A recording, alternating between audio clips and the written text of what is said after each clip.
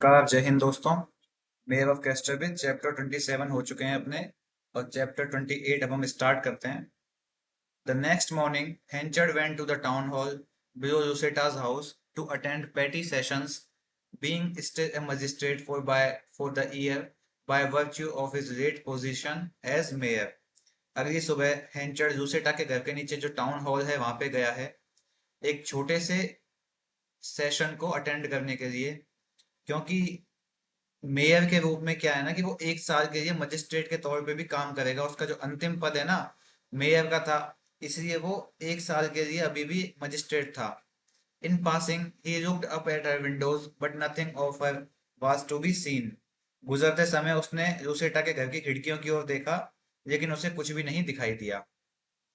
ठीक है, तो हमको ये समझना चाहिए, ये फैक्ट याद रखने वाला है कि भाई मजिस्ट्रेट के रूप में उसका कितने समय का मेयर, मजिस्ट्रेट के रूप में कार्यकाल उसका कितने समय का है। मेयर होने की वजह से, पुराना मेयर था ना, तो एक साल का कार्यकाल है उसका मजिस्ट्रेट के रूप में। Henchard as a justice of the peace may at first seem to be an even greater incongruity than shadow and silence themselves। तो शांतिपूर्ण न्यायाधीश के रूप में हेंचर्ड पहली नजर में ही उस शांत और साइलेंस से भी ज्यादा असंगत लगता हुआ दिखाई दे रहा था। ऐसा इसलिए है क्योंकि हेंचर्ड को हम शुरू से देखते आ रहे हैं, वो थोड़े से उग्र स्वभाव का है, क्रोधी स्वभाव का है। लेकिन इतनी शांति और इतना बढ़िया माहौल है वहां पे, तो वहां पे वो असंगत दिखाई दे रहा है, इनकॉन्ग्रुइटी वाला माहौल उत्पन्न कर रहा है। But his rough and ready perceptions, his sledge-hammer directness had often served him better than nice legal knowledge in dispatching such simple business as fell to his hands in the court। लेकिन उनकी कठोर और तैयार जो अवधारणाएं थी, उनकी बेबाकी से की जाने वाली सीधी सादी बातें अक्सर इस न्यायालय में उनके हाथ में आने वाले ऐसे सामान्य से मामलों को निपटाने के लिए कानूनी ज्ञान से ज्यादा काम आती थी। मतलब हेंचर्ड का जो व्यवहारिक ज्ञान है ना, वो इन मामलों को कानूनी ज्ञान से ज्यादा, वो व्यवहारिक ज्ञान ऐसे मामलों को निपटाने में काम आता था। Today doctor Chalkfield the mayor for the year being absent. तो आज के दिन जो डॉक्टर चॉकफील्ड हैं, वो इस साल के मेयर हैं। प्रेजेंट टाइम में मेयर कौन है? डॉक्टर चॉकफील्ड है। वो आज के जो मेयर हैं वो इस समय एब्सेंट हैं।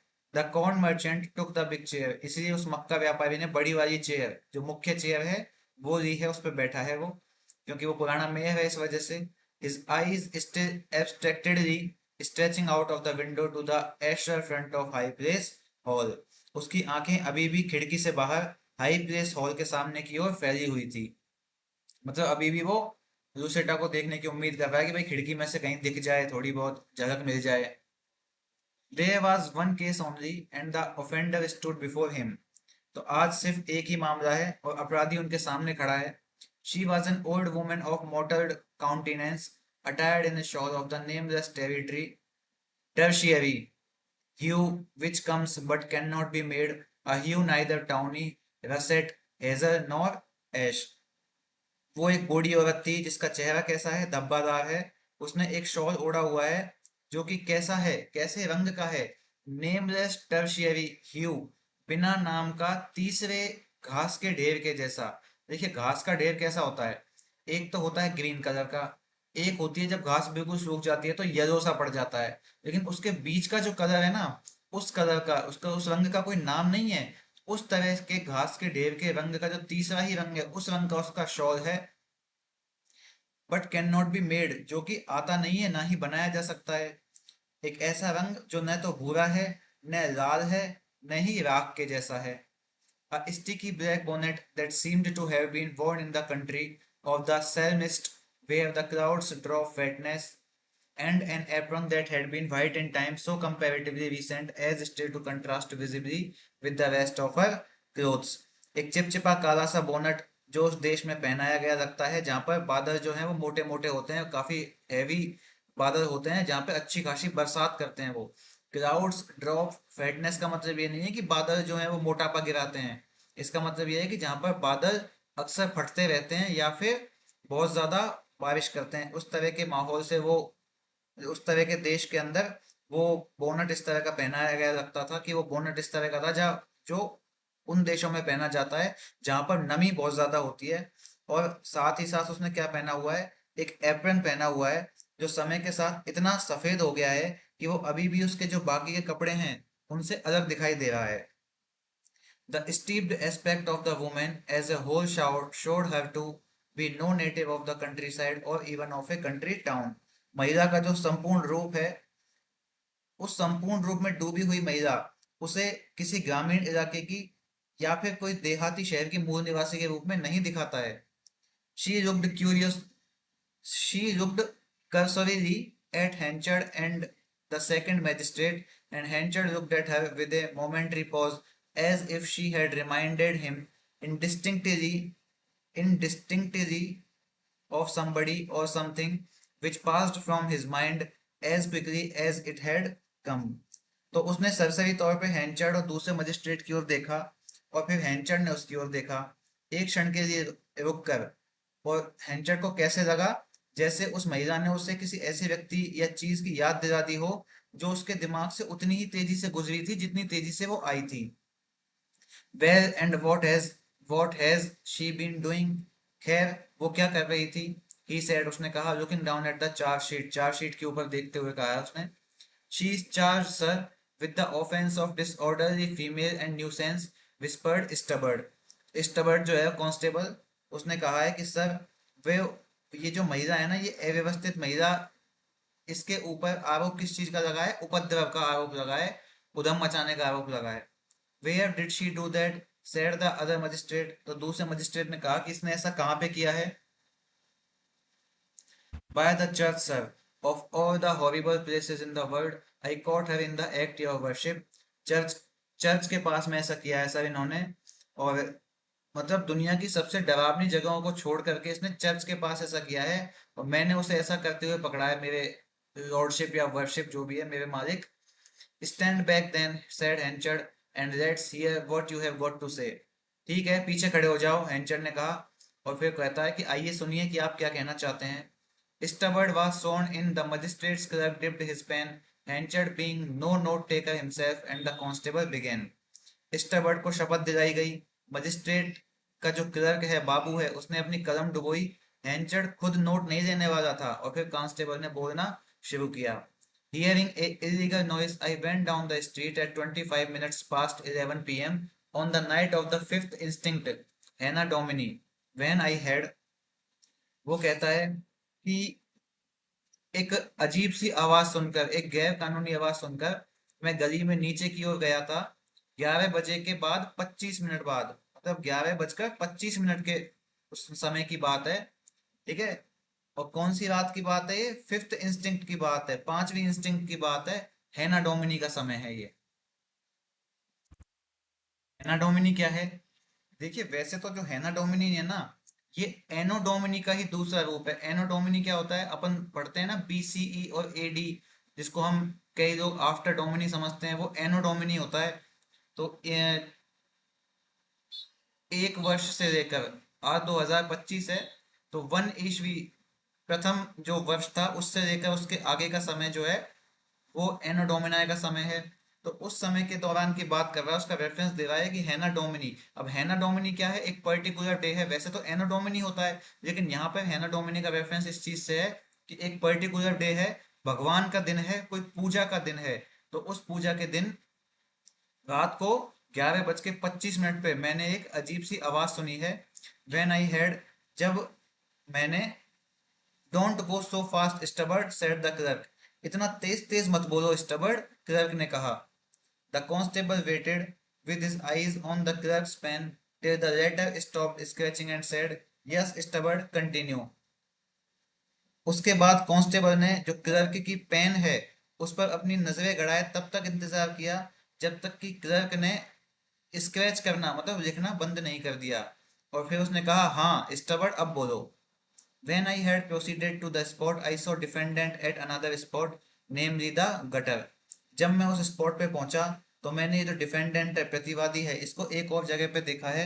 और कौन सी जगह पे देखा है? गटर के पास। He paused, watching the point of the clerk's pen again.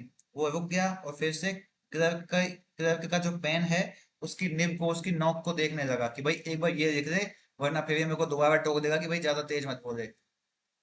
Gutter, yes स्टबर्ड, हाँ गटर, आगे स्टबर्ड।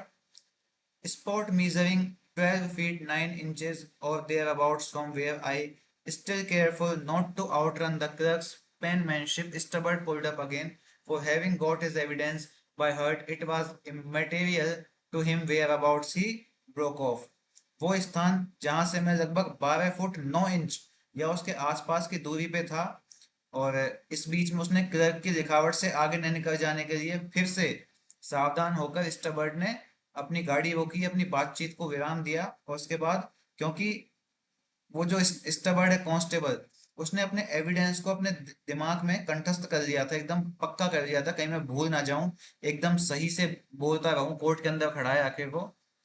तो उसने, मतलब उसका ध्यान बार बार उस बाबू की तरफ जा रहा है कि भाई ये पेन से लिख ले तब मैं आगे बोलूं। तो उसने पूरी बात कही है कि लगभग 12 फुट 9 इंच दूर पे खड़ा था मैं, और फिर से क्लर्क के पेन को देखा है, और उसने जो एविडेंस है उनको अपने दिमाग में रिवाइज किया है। और हालांकि उसको इस बात से कोई मतलब नहीं था कि वो कहाँ रुका था। I object to that, spoke up the old women. मुझे इस पर आपत्ति है, बूढ़ी महिला ने कहा। स्पॉट मीजरिंग 12 फीट 9 और thereabouts from where I is not sound testimony. जहां मैं हूं वहां से 12 फुट 9 इंच या उसके आसपास की दूरी कोई ठोस गवाही नहीं है। The magistrates consulted and the second one said that the bench was of opinion that 12 feet 9 inches from a man on his oath was admissible. Magistrate magistrate जो है उन्होंने एक दूसरे से बातचीत की, और दूसरे ने कहा कि स्पीड की राय ऐसी है कि शपथ लेने वाले व्यक्ति से 12 फुट 9 इंच की दूरी जो है वो एक्सेप्ट की जाती है, स्वीकार की जाती है। मतलब उसका जो ऑब्जेक्शन है वो ओवर रूल हो गया है। स्टबर्ड, with a suppressed gaze of victorious rectitude at the old woman, continued। स्टबर्ड ने बूढ़ी महिला की ओर कैसे देखा है, एकदम विजयी तरीके से और ईमानदारी की दबी हुई निगाह से देखा, और कहा, was standing myself, मैं वहां पर खुद खड़ा था। She was wambling about quite dangerous to the thoroughfare, and when I approached to draw near, she committed the nuisance and insulted me। वो खतरनाक तरीके से लड़खड़ाते हुए सड़क की ओर जा रही थी, और जब मैं उसके पास जाने के लिए बढ़ा तो उसने उधम मचाया, उसने उपद्रव किया और मेरा अपमान किया। Insulted me, yes, what did she say? मेरा अपमान किया, अच्छा क्या कहा उसने? She said, put away that d lantern, she says, उसने कहा कि वो लालटेन हटा दो, उसने ऐसा कहा। यस, हाँ, ये कोई अपमान है क्या? Says she, does here, old termite head, वो कहती है, सुनते हो बूढ़े पागल, ये है अपमान, ये सुनते हो बूढ़े पागल। Put away that d lantern, इस लैंटर्न को, इस लालटेन को हटा दो दूर। I have floored fellows a d sight finer looking than a d fool like thee, you son of a b, d me if I hain't, she says, मैंने तुम जैसे मूर्ख की तुलना में बहुत अधिक सुंदर दिखने वाले लोगों को आश्चर्यचकित किया है, तुम मधुमक्खी के बच्चे, अगर है दम तो मुझे मार डालो, उसने कहा ऐसा। मतलब डी का मतलब डेयर हो रही है उसकी, एक डेयर दिखा रही है इस चीज को, ठीक है ना, कि धमकी दे रही है उसको इस तरीके से कि लैंटर्न हटा दे बेवकूफ आदमी, और तेरे में है दम मधुमक्खी की औलाद, तो कुछ करके दिखा मेरे को। I object to that conversation, interposed the old women. मैं इस बातचीत के ऊपर भी आपत्ति जताती हूँ, बूढ़ी महिला ने बीच में कहा। I was not capable enough to hear what I said, and what is said out of my hearing is not evidence. मैं जो कह रही थी उसे सुनने में मैं सक्षम नहीं थी, और जो कुछ मैंने सुना वो तो कोई सबूत नहीं है। There was another stoppage for consultation.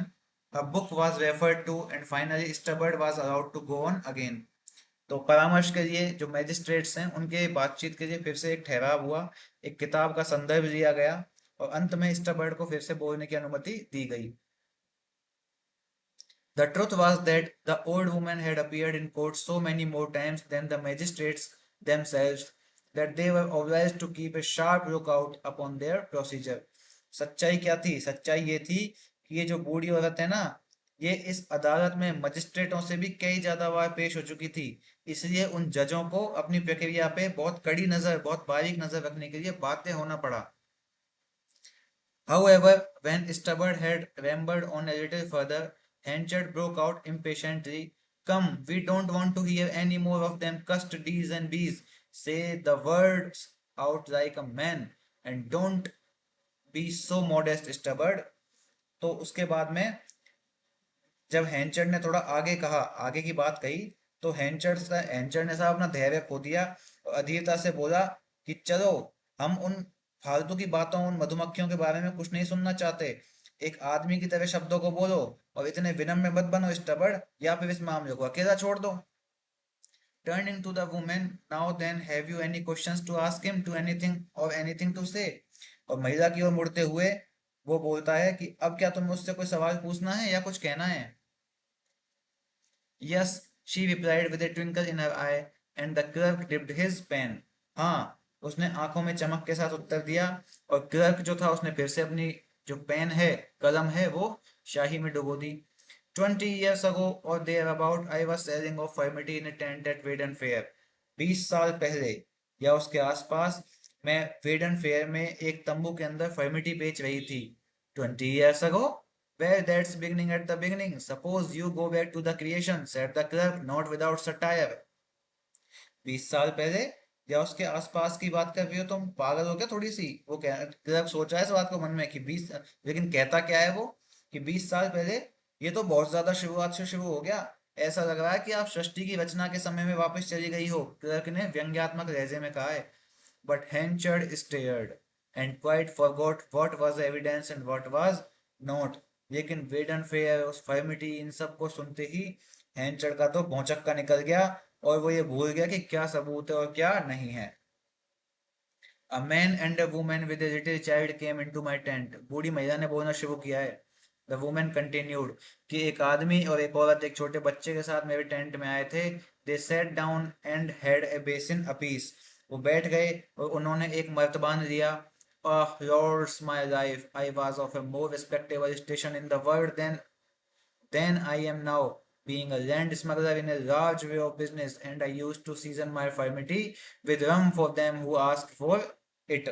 अरे राम, भगवान की कृपा से मैं उस समय दुनिया में सबसे ज्यादा सम्मानित स्थिति में थी जितनी कि मैं अब हूँ, क्योंकि उस समय मैं एक बड़े व्यवसाय में जमीन का काम किया करती थी, जमीन की तस्करी किया करती थी, और जो लोग मुझसे मांगते थे उनके लिए मैं अपनी जो फर्मिटी है उसमें क्या मिलाती थी? रम मिलाती थी।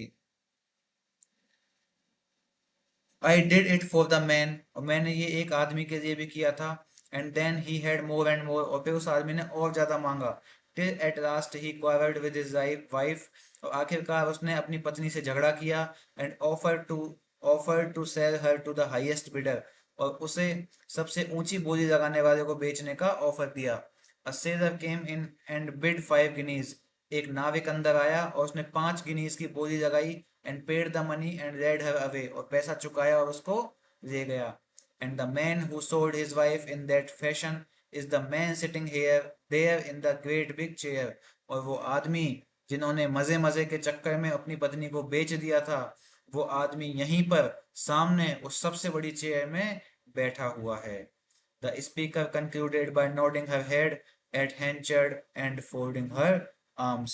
तो वो जो स्पीकर है, वक्ता है, बूढ़ी है, उसने हैंचर्ड की ओर देखकर सिर हिलाया और अपनी बाहें मोड़कर अपनी बात को समाप्त किया। मतलब बुढ़िया ने बचने के लिए अब हैंचर्ड के ऊपर आरोप लगा के इस बात का सहारा लिया है। Everybody looked at Henchard. His face was seemed strange and intent as if it had been powdered over with ashes.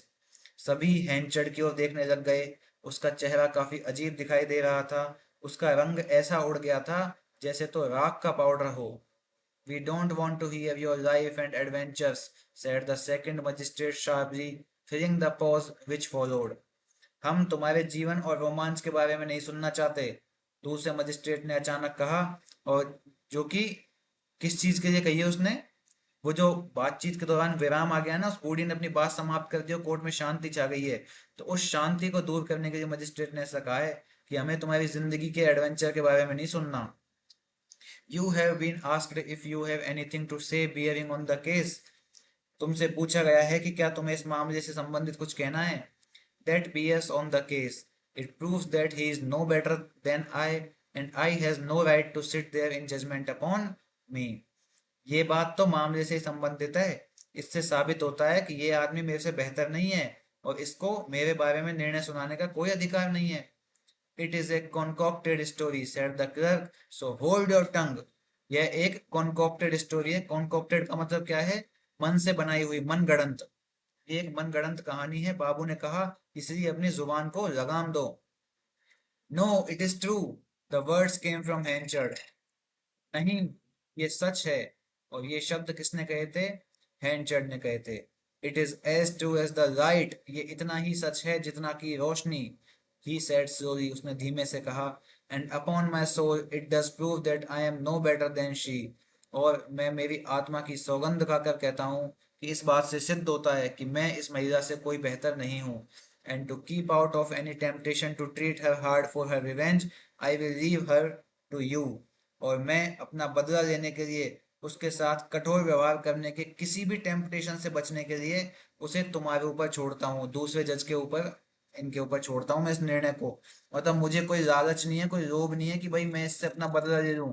मैं जज की कुर्सी पे बैठा हूँ, मैं चाहूँ तो अभी इस बूढ़ी को जेल में पटकवा दूँ हथकड़ी लगवा के, लेकिन मैं कोई भी बदला नहीं लेना चाहता इससे, ना मुझे इस बात पर कोई लालच है। इसलिए मैं ये निर्णय तुम पे छोड़ता हूँ। The sensation in the court was indescribably great. अदालत के अंदर वो जो सनसनी है वो अवर्णनीय रूप से बढ़ गई थी। Henchard left the chair and came out, passing through a group of people on the steps and outside that was much larger than usual. हैंचर्ड कुर्सी से उठ के बाहर आ गया, सीढ़ियों पर और बाहर लोगों के एक समूह के बीच से गुजरते हुए, जो कि सामान्य समूह से बहुत ज्यादा बड़ा था।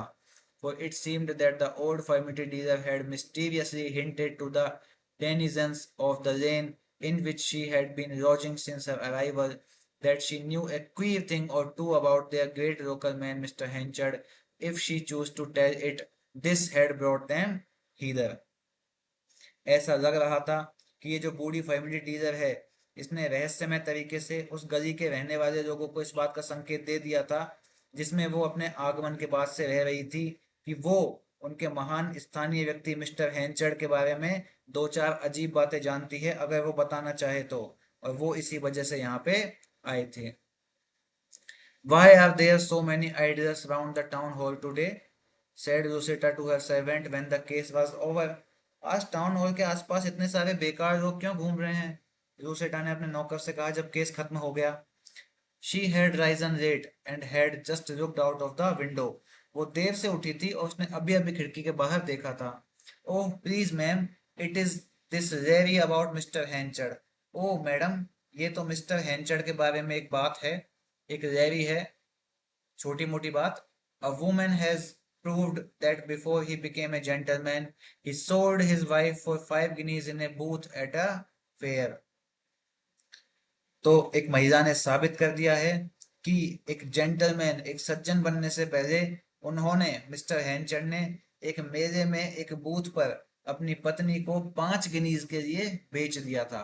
In all the accounts which Henchard had given her for the separation from his wife Susan for so many years, of his belief in her death, and so on, he had never clearly explained the actual and immediate cause of the separation, the story she now heard for the first time. हैंचर्ड ने अपनी पत्नी सूजन से इतने वर्षों तक अलग रहने और उनकी मृत्यु में अपने विश्वास के बारे में जो विवरण दिया था ना, उसने कभी भी उन सब में उस अलगाव का वास्तविक और जो तात्कालिक कारण था, उस समय का जो रीजन था, वो स्पष्ट रूप से नहीं बताया था। और यह कहानी उसने पहली बार सुनी थी।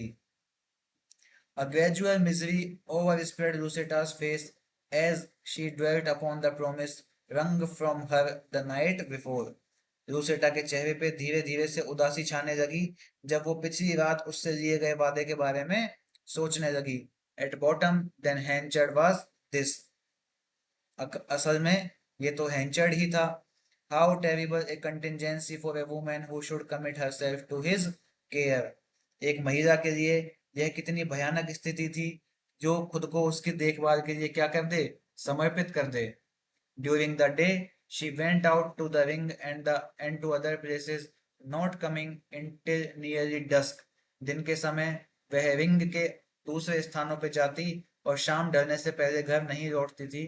As soon as she saw Elizabeth Jane after her return indoors, she told her that she had resolved to go away from home to the seaside for a few days to Port Brady, Casterbridge was so gloomy. घर के अंदर लौटने के बाद जैसे ही उसने जेन को देखा, उसने बताया कि उसे कुछ दिनों के लिए घर से दूर समुद्र तट पे जाने का फैसला किया है उसने, पोर्ट ब्रेडी नाम की जगह पर, क्योंकि कैस्टरब्रिज उसके लिए काफी उदास हो गया है। Elizabeth, seeing that she looked wan and disturbed, encouraged her in the idea, thinking a change would afford her relief. Elizabeth ने देखा कि वो काफी पीली पड़ चुकी है और परेशान है, इसलिए उसने उसे इस विचार में प्रोत्साहित किया, यह सोचकर कि शायद माहौल के थोड़े बदलाव से उसको राहत मिलेगी। She could not help suspecting that the gloom which seemed to have come over Casterbridge in Rosita's eyes might be partially owing to the fact that Firefly was away from home. वो लूसेटा की अनुपस्थिति के बारे में सुनकर काफी थोड़ी सी चिंतित तो है एलिजाबेथ जेन, लेकिन क्या है ना कि वो संदेह करने से खुद को रोक नहीं पाई है कि लूसेटा की आंखों में कैस्टरब्रिज पर जो उदासी छाई हुई है ना, वो आंशिक रूप से इस तथ्य के कारण हो सकती है कि फायरफ्ले जो है वो घर से दूर था। मतलब जेन को इस बात का संदेह तो हो ही गया है कि इसका मन इसलिए नहीं लग रहा है क्योंकि फायरफ्ले यहाँ पे नहीं है, इसको अपने प्रेमी की, अपने इश्क की, मोहब्बत की याद आ रही है। Elizabeth saw her friend depart for Port Brady and took charge of High Place Hall till her return. Elizabeth ने अपनी दोस्त को पोर्ट ब्रेडी के लिए रवाना होते हुए देखा और उसके लौटने तक हाई प्लेस हॉल की जिम्मेदारी संभाली। After 2 or 3 days of solitude and incessant rain, Henchard called at the house. 2-3 दिन के अकेलेपन के बाद और लगातार बारिश के बाद हेंचर्ड घर पे आया। He seemed disappointed to hear of Luceta's absence, and though he nodded with outward indifference, he went away handling his beard with a nettled mien. वो लूसेटा की अनुपस्थिति के बारे में सुनकर काफी निराश लग रहा था, और हालांकि उसने बाहरी उदासीनता के साथ अपना सिर हिलाया, लेकिन अपनी दाढ़ी को संभालते हुए एक अजीब सी मुद्रा, एक चुभती हुई मुद्रा में वो चला गया। काफी परेशानी आ गई मतलब उसके फेस के ऊपर। The next day he called again. Is she come now, he asked. अगले दिन वो फिर आया। क्या वो आ गई है, उसने पूछा। Yes, she return this morning, replied his step daughter. हाँ, वो आज सुबह आ गई हैं, उनकी बेटी ने जवाब दिया। But she is not indoors, लेकिन वो अंदर नहीं है। She has gone for a walk along the turnpike road to Port Bredy. वो थोड़ी घूमने गई हैं। पोर्ट ब्रेडी के लिए जो रोड जाता है ना, टर्न पाइक रोड है, टर्न पाइक रोड जो पोर्ट ब्रेडी की तरफ जाता है, उस सड़क पे वो घूमने गई है। She will be home by dusk, वो शाम तक घर आ जाएंगी। After a few words, which only served to reveal his restless impatience, he left the house again. कुछ शब्द कहने के बाद जिससे उसकी बेचैनता, जिससे उसका बेचैनीपन और उसका इम्पेशंस, अधीरता प्रकट हुई, इस तरह के कुछ शब्द कहे उसने, और उसके बाद वो फिर से घर से बाहर चला गया। ठीक है, तो यहाँ पे आपका ये चैप्टर समाप्त होता है। मिलते हैं अपन नेक्स्ट चैप्टर के साथ। तब तक के लिए पढ़ते रहिए, पढ़ते रहिए। धन्यवाद। जय हिंद।